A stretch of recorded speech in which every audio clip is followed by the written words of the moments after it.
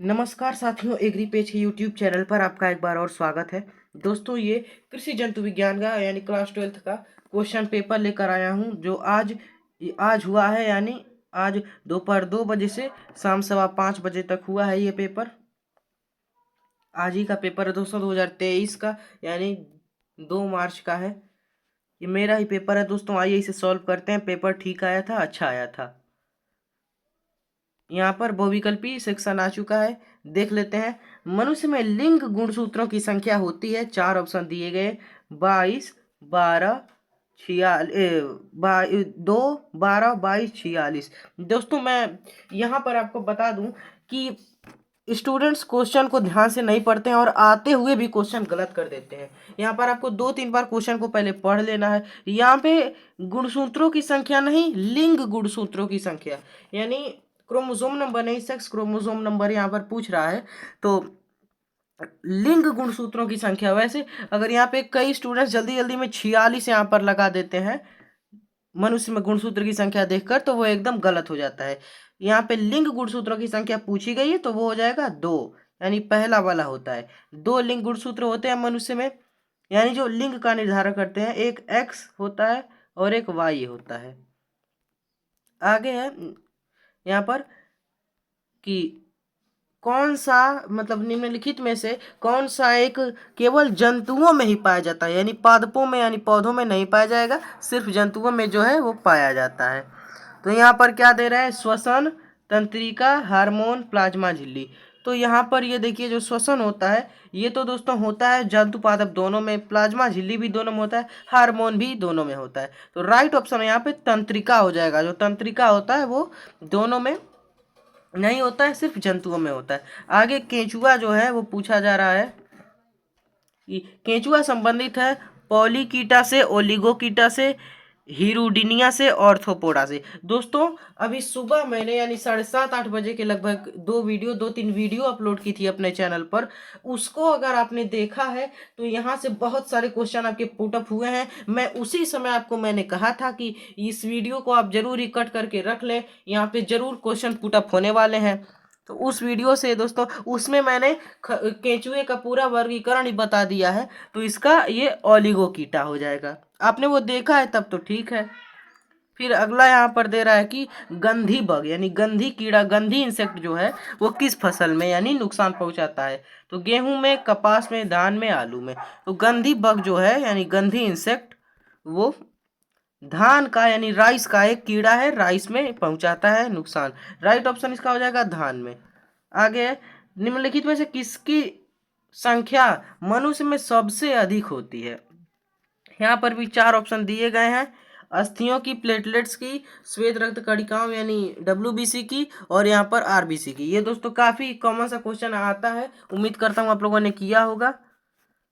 आगे यहाँ पर निश्चित उत्तरी में दे रहा है शहतूत यानी रेशम कीट, यानी शहतूत, अब जो रेशम कीट होता है यानी सिल्क वर्म होता है, उसका जंतु वैज्ञानिक नाम पूछ रहा है। तो वो हो जाएगा बॉम्बिक्स मोराई।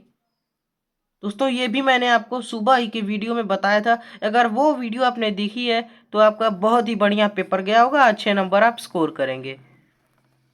सुबह 3 वीडियो मैंने अपलोड की थी, उसी में बताया है। इसका हो जाएगा बॉम्बिक्स मोराई। आगे है अमीबा में गमनांग। तो गमन अंग यानी गमन अंग जो होते हैं, लोकोमोटरी ऑर्गन्स। तो दोस्तों, ये भी अधिकतर स्टूडेंट्स गलत कर देते हैं। यहाँ पे आप ध्यान से पढ़ें कि प्रचलन अंग नहीं पूछा जा रहा है, यहाँ पर गमन अंग यानी लोकोमोटरी ऑर्गन पूछा जा रहा है। तो गमन अंग दोस्तों स्यूडोपोडिया होता है। यानी अमीबा की बात करें तो अमीबा आर्थ्रोपोडा में आता है, तो स्यूडोपोडिया होता है अमीबा में, स्यूडोपोडिया। और आर्थ्रोपोडा में 2 और मतलब मेन आते हैं। तो अमीबा में स्यूडोपोडिया, यूग्लिना में कसाभिका यानी फ्लैजिला पाया जाता है यूग्लिना में, कसाभिका होती है गमन के लिए। और पैरामीशियम जो होता है उसमें सीलिया पाया जाता है। पैरामीशियम में गमन के लिए सीलिया जो है वो पाई जाती है। ये भी मैंने सुबह ही आपको बताया था। आप लोगों ने, फिर कह रहा हूँ, आप लोग वो वीडियो देखा है तो बहुत ही आप लोगों के लिए कारगर साबित होने वाली है। आगे यहाँ पर फिर दे रहा है कि उत्तर प्रदेश के राजकीय पक्षी यानी state bird of Uttar Pradesh का नाम लिखना है। दोस्तों ये भी उत्तर प्रदेश का पूछ रहा है, भारत का नहीं। तो उत्तर प्रदेश का राजकीय पक्षी सारस हो जाएगा, यानी क्रेन। जो सारस होता है वो होता है उत्तर प्रदेश का राजकीय पक्षी। इसका जूलॉजिकल नेम भी बता देते हैं आपको। जूलॉजिकल नेम होता है एंटेगॉन। एंटेगॉन एंटेगॉन एंटेगॉन सारस का यानी सारस का जूलॉजिकल नेम होता है। आगे है स्कर्वी रोग किस विटामिन की कमी से होता है। तो दोस्तों मैं आपको एक ट्रिक बता देता हूं जिससे आप सभी विटामिन का दोस्तों मतलब पहले तो आप उसको रासायनिक नाम जान जाएंगे सभी विटामिन का। तो ट्रिक है आर टी एक्ट यानी RT एक्ट और यफ। दोस्तों ये ट्रिक है विटामिन का रासायनिक नाम जानने का। ये है retinol, thiamine, ascorbic acid, calciferol, tocopherol और फिलोक्विनोन। ये एफ है फिलोक्विनोन। विटामिन ए का, बी का, सी का, डी का, ई का, के का। तो यहाँ पे विटामिन सी का जो रासायनिक नाम हो जाएगा आपका स्कॉर्बिक एसिड, यानी स्कॉर्बिक एसिड से यानी विटामिन सी से ये रोग फैलता है। और विटामिन सी की पूर्ति दोस्तों होती है लेमन में, गुआवा में और आंवला में, यानी नींबू, अमरूद और आंवला से, यानी खट्टी चीज़ों में विटामिन सी जो है वो पाया जाता है। यहाँ पर दोस्तों ये भी मैंने आपको सुबह के वीडियो में ही बता दिया था, कशेरुकी तथा अकशेरुकी यानी इनवर्टिब्रेट्स एंड वर्टिब्रेट्स में अंतर। दो अंतर पूछा गया, आपको दो ही लिखना है, ज़्यादा समय नहीं खराब करना है। तो यहाँ पर ऐसे आप लोगों को कर देना था। एक यहाँ पे लिखते कशेरुकी, यहाँ पे अकशेरुकी। .1 तो अकशेरुकी में क्या होता है कि यहाँ पे नोटोकार्ड यानी पृष्ठ रज्जु जो होती है वो अकशेरुकी में पृष्ठ रज्जु यानी नोटोकार्ड जो होती है वो पृष्ठ रज्जु नहीं पाई जाती है। जबकि कशेरुकी में पृष्ठ रज्जु यानी नोटोकार्ड दोस्तों कशेरुकी में यहाँ पर पाई जाती है। दूसरा अंतर हो जाएगा कि दोस्तों कशेरुकी और अकशेरुकी में यहाँ पर पहले तो कशेरुकी में हो जाएगा कि यहाँ पर जो हृदय होता है यानी कशेरुकी में हार्ट यानी जो हृदय होता है, हृदय वो अधर तल पर स्थित होता है, यानी अधर तल पर हृदय स्थित होता है कशेरुकी में। और वैसे तो अकशेरुकी में होता ही नहीं है, अगर होता भी है तो पृष्ठ तल पर, यानी कशेरुकी में हृदय पृष्ठ तल पर, अकशेरुकी में हृदय तल पर। कशेरुकी में पृष्ठ रज्जु पाई जाती है और अकशेरुकी में नहीं पाई जाती है। आगे है खरगोश में कितने जोड़ी कपाल तंत्रिकाएं पाई जाती हैं। तो यहाँ पर आपको पता है खरगोश में 2 जोड़ी कपाल तंत्रिकाएं पाई जाती हैं और 2 जोड़ी कपाल तंत्रिकाएं पाई जाती हैं। सॉरी दोस्तों गलत हो गया थोड़ा सा, 2 जोड़ी नहीं 24 यानी 12 जोड़ी कपाल तंत्रिकाएं पाई जाती हैं खरगोश में। 12 जोड़ी कपाल तंत्रिकाएं खरगोश में पाई जाती हैं यानी 24। और क्या पूछ रहा है, 9वीं एवं 10वीं तंत्रिका का नाम। तो 9वीं का नाम हो जाएगा यहाँ पर 9वीं तंत्रिका का, यहाँ पर 9वीं और 10वीं तंत्रिका का नाम हो जाएगा। आगे देख रहे हैं क्या दिया है, सजीवों में निर्जीवों में अंतर। दोस्तों ये बहुत ही इंपॉर्टेंट क्वेश्चन है, ये भी मैंने आपको बताया था। सजीवों निर्जीवों में दोस्तों ये अति लघु उत्तर यानी 2 नंबर वाला 50 शब्दों में आप लिख सकते हैं। तो ये दोस्तों मैंने 3 पेज में ये लिखा है। आप लोग बताएं कि आप लोगों ने कितना अंतर लिखा है। मैंने यहाँ पर 10 अंतर यहाँ पर ऐसे कॉलम बना बना के लिखा है, 10 अंतर यहाँ पर थोड़ा सा बता देते हैं उसमें से। तो ऐसे आप कॉलम बनाएंगे, सजीवों में आंतरिक और बाह्य दोनों वृद्धि होती है, निर्जीवों में सिर्फ हाँ 1 मिनट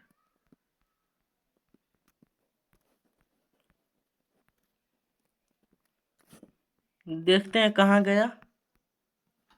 हाँ यहाँ पर है। तो सजीव में क्या होता है कि सजीव में जैसे अब गति होती है, सजीव में स्वतः गति होती है, निर्जीव में सजीवों के द्वारा ही गति है, निर्जीव में स्वतः गति नहीं होती है। सजीव में कोशिका द्रव्य पाया जाता है, निर्जीव में कोशिका द्रव्य नहीं पाया जाता है। सजीव में उत्तेजनशीलता का गुण होता है, निर्जीव में उत्तेजनशीलता का गुण नहीं होता है। सजीव में अनुकूलता यानी अनुकूलता का गुण होता है, निर्जीव में अनुकूलता का गुण नहीं होता है। सजीव में कोशिका द्रव्य पाया जाता है, निर्जीव में कोशिका द्रव्य नहीं पाया जाता है। ऐसे ऐसे आप लोगों को लिख लेना था। सजीव के उदाहरण में आप लिख सकते हैं मनुष्य, खरगोश, केचुआ। और निर्जीव में ईंट, पत्थर, ईटा, गिट्टी, सीमेंट वो सब लिख सकते हैं। आगे यहाँ पर है कॉकरोच यानी जो आपका कॉकरोच यानी तिलचट्टा होता है उसका वर्गीकरण पूरा आपको लिखना है। यहाँ पर दोस्तों आपको जो तिलचट्टा यानी काकरोच होता है उसका आपको पूरा वर्गीकरण लिखना था। पहले तो आपको यहाँ पर संघ लिखना था, यानी कॉकरोच यानी तिलचट्टा का जो संघ होता है यानी फाइलम होता है वो हो जाएगा यहाँ पर आर्थ्रोपोडा। आर्थ्रोपोडा ये भी दोस्तों मैंने कल आपको बताया था। उसके बाद से क्लास यानी वर्ग हो जाएगा इंसेक्टा। इंसेक्टा इसका वर्ग हो जाएगा। और उसके बाद से ऑर्डर यानी जो गण होता है वो आर्थ्रोपटेरा हो जाएगा। वंश पेरिप्लेनेटा, जाति अमेरिकाना, पूरा नाम इसका होता है पेरिप्लेनेटा अमेरिकाना। आगे है लिंग सीमित, यानी इस लिंग सीमित लक्षणों से क्या अभिप्राय है, यानी what do you mean by sex limited traits, यानी ट्रेट्स। तो क्या यहाँ पर मैं आपको बताता हूँ जो लिंग सीमित लक्षण होते हैं उनमें क्या होता है कि लिंग सीमित लक्षणों में यानी जीन जो होते हैं, जीन समजात गुणसूत्रों पर उपस्थित होते हैं, यानी जीन जो उनके समजात गुणसूत्रों पर उपस्थित होते हैं। और विकास एक लिंगी के, यानी विकास जो होता है वो एक लिंग से होता है, एक लिंग के द्वारा होता है। अब यहाँ पर उदाहरण भी आप उदाहरण लिख देते तो अच्छा रहता। उदाहरण में यहाँ पर जैसे आप स्तनपान यानी मादाओं का स्तनपान लिख सकते हैं, पुरुषों में दाढ़ी लिख सकते हैं, जो यहाँ पे इस प्रकार से आप कर सकते हैं। यहाँ पे फिर क्या दे रहा है, समसूत्री विभाजन यानी जो माइटोसिस होता है इसका मतलब इसके बारे में वर्णन करना है और इसका पूरा महत्व लिखना है। ये भी दोस्तों मैंने कल ही आपको बताया था, यानी आज जो वीडियो अपलोड किया उसी में बताया था। यहाँ पर दोस्तों समसूत्री विभाजन 4 नंबर में पूछ रहा है तो 150 शब्दों में यानी कम से कम 2 पेज में आपको ये लिख देना है। समसूत्री विभाजन के बारे में आप लिख सकते हैं कि यानी समसूत्री विभाजन जो होता है वो कायिक कोशिकाओं में होता है, यानी कायिक कोशिका जो होती है कायिक सेल उसमें होता है समसूत्री विभाजन। और इसके फलस्वरूप वृद्धि यानी ग्रोथ होती है, इसके परिणाम स्वरूप ग्रोथ होती है। और इसमें क्रोमेटिन यानी क्रोमेटिड्स का विभाजन होता है। ये सब आपको लिख देना था। आगे दे रहा है रुधिर को परिभाषित कीजिए, रुधिर के विभिन्न घटकों के नाम लिखिए। तो रुधिर यानी जो रक्त होता है उसके बारे में आपको जितना कुछ भी पता था सब इसमें यहाँ पर छाप देना था, सब कुछ लिख देना था। उसका पीएच यानी 7.4 होता है, कितना पाया जाता है मनुष्य के शरीर में, कौन कौन सा ग्रुप यानी समूह होता है, और रुधिर के प्रकार जैसे प्लाज्मा और रक्त कणिकाएं यानी आरबीसी, डब्ल्यूबीसी और प्लेटलेट्स रक्त कणिकाओं में आता है, वो सब आपको लिख देना था। यहाँ पर है रेशम कीट और रेशम का विवरण दीजिए, यानी यहाँ पर फिर बॉम्बिक्स मोराई का आ गया। तो रेशम कीट तथा रेशम का विवरण देना है दोस्तों। यहाँ पर रेशम कीट का पूरा पहले आप लोगों को उसका क्लासिफिकेशन वर्गीकरण पूरा कर देना था। रेशम कीट के बारे में पूरा लिख देना था, यानी वर्गीकरण, फाइलम उसका arthropoda, class insecta, order lepidoptera, वंश बॉम्बिक्स और जाति इसका होता है मोराई। उसके बाद से रेशम के बारे में आपको उसका मतलब विवरण कि रेशम का उपयोग किन किन चीजों में होता है, जैसे रेशम का उपयोग दोस्तों किन किन चीजों में होता है वो सब आप लोगों को लिख देना था। यहाँ पर है मधुमक्खी के जीवन चक्र का वर्णन कीजिए। तो जीवन चक्र पूछा गया, जीवन चक्र यानी लाइफ साइकिल तो आपको लिखना ही है, लेकिन जो कुछ भी आपको मधुमक्खी के बारे में जितनी जानकारी है सब कुछ आप लोगों को लिख देना है, वर्गीकरण से शुरू करके पूरा वहां पर आपको कर देना है। आगे केंचुए का उत्सर्जन तंत्र का वर्णन करना है। तो एक्सक्रेटरी सिस्टम जो होता है केंचुए का, तो वो आपको वर्णन करना ही था, साथ ही साथ जो कुछ भी पता है 5-6 पेज में पूरा कर देना था एक एक, यानी लॉन्ग जो आता है वो कम से कम 4-5 पेज में होना चाहिए। आगे किसी एक स्तनधारी के अंतःस्रावी ग्रंथियों पर निबंध लिखिए, यानी एंडोक्राइन ग्लैंड्स जो होते हैं उन पर दोस्तों निबंध लिखना है, जितना भी होता है पूरा मतलब जितना पता है अंतःस्रावी ग्रंथियों के बारे में पूरा लिख देना था। दोस्तों ये था आपका पूरा क्वेश्चन पेपर। और अभी दोस्तों मैं कोशिश करके यानी प्रयास करके जो कृषि भौतिकी एवं जलवायु विज्ञान हुआ है क्लास 11th एग्रीकल्चर का पेपर, वो भी आपको अपलोड करके दिखा दूंगा, सॉल्व कर लेंगे हम लोग। तो दोस्तों मिलते हैं अगले वीडियो में। और कल दोस्तों, कल यानी 3 मार्च है और कृषि रसायन विज्ञान का दोस्तों हम लोग का पेपर है, तो उसकी आप पूरी अच्छी तरह से तैयारी करें दोस्तों, क्योंकि रसायन विज्ञान अपने आप में एक टफ सब्जेक्ट दोस्तों माना जाता है। तो देखिए मिलते हैं अगले वीडियो में।